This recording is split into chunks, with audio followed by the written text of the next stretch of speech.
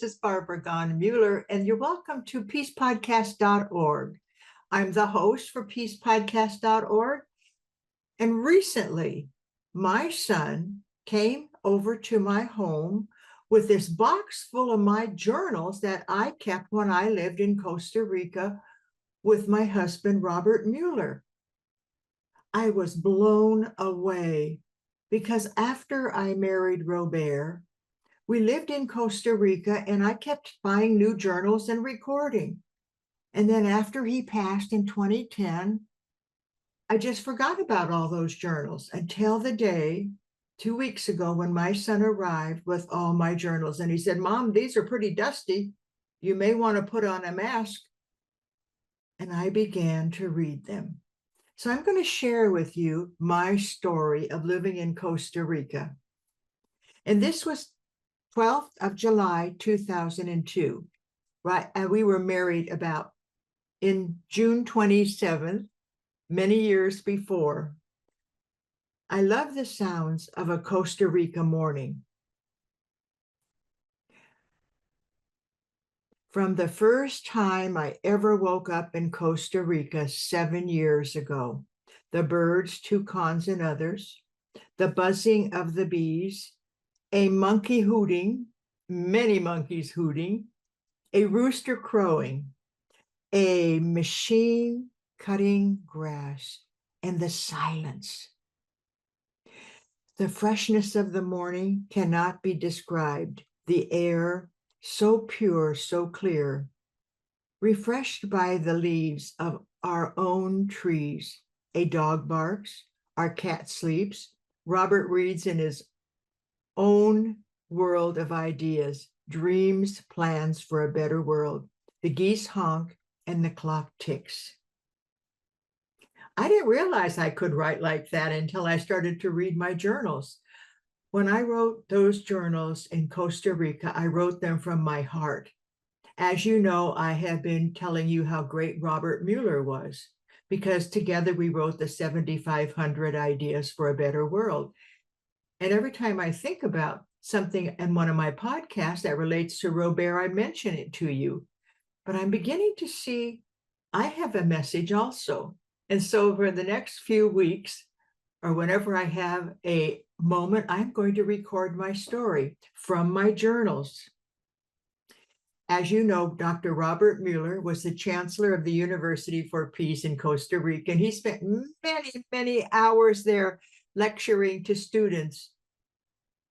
And then I was on Mount Rasur, the cabin way up on the hill, about a mile from the University for Peace, right adjacent to the Peace Park, which was adjacent to the University for Peace.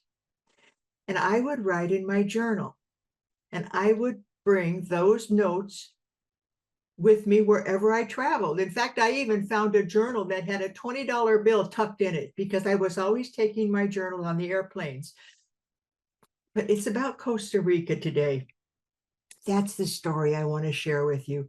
But of course, I couldn't find the journal I was reading. So thank goodness I sent it to people as a text message so that I could find it now and read it to you and to help you understand where I was on this wonderful planet called Earth in Costa Rica.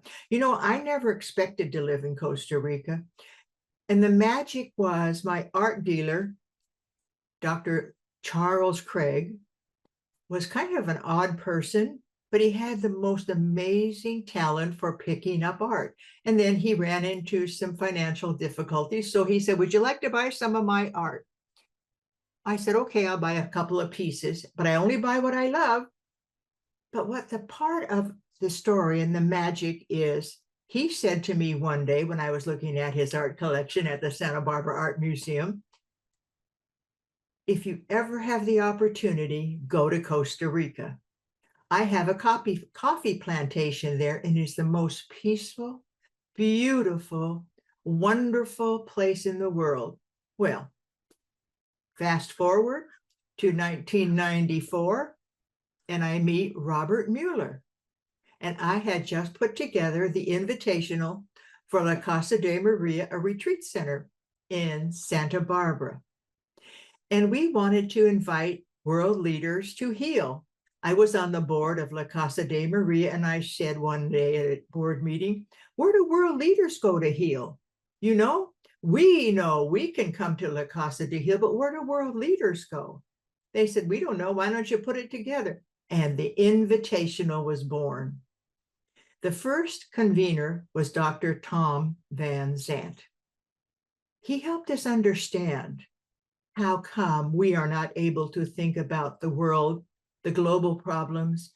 We only think about things linearly. Well, that's how we were trained in school.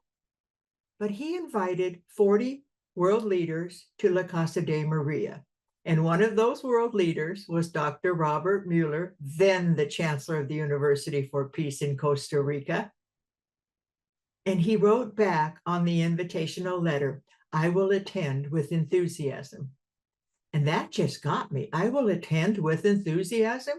I said, I have to meet this Robert Muller. And that's when our relationship began, 1994, 2,000 days before the year 2000. Talk about a miracle and a coincidence. And so anyway, he comes to La Casa de Maria, and I see this blue-eyed, mesomorph, strong man whistling. And I say, are you Dr. Robert Muller? I sure am. He always spoke with enthusiasm. And he said, and you are Barbara Gone? And I said, yes, I'm the convener with Dr. Tom Van Zandt. And our story began. People would say, why are you two always together? It was like a magnet. We were like, we couldn't be apart. And we said, we don't know, we just love being together. And so the story began. And now I'm going to share those journal stories. If you're interested, tune in again. This is episode number 1 of my story. Well, before I leave, I want to tell you something that happened. Robert was invited to be the second convener, the second invitational. And so when we asked Robert, what would you like to have your theme be? Because nobody's going to go for a conference if there's no theme. Why would they travel wherever they're at and come for a whole week to talk about what? Each other? No, we had a theme. His theme was, what is the meaning of life and the meaning of death? That was so profound that Douglas Gillies, Ron Dexter, Jill Dexter, Don George, the director of La Casa de Maria, and I got airplane tickets to go to Costa Rica to see this man in his glory and to meet him at the University for Peace. And so we did. You know, you see what I'm wearing? I'm always wearing this black dress. It's my power dress. And so I wore it to Costa Rica. I have a picture of me in this black dress, high heels, on a mountain in Costa Rica. Imagine, but that's who I was.